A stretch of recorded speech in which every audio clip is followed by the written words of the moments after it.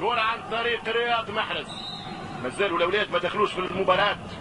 كرة من رياض محرز، يمشي رياض افضل لاعب في افريقيا 2016، ثالث جزائري في التاريخ يربح البالون دور بعد ماتشيرو باللومي.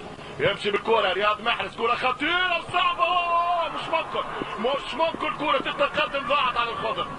تألق ورفلكس كبير برشا من الكابتن بلبولي.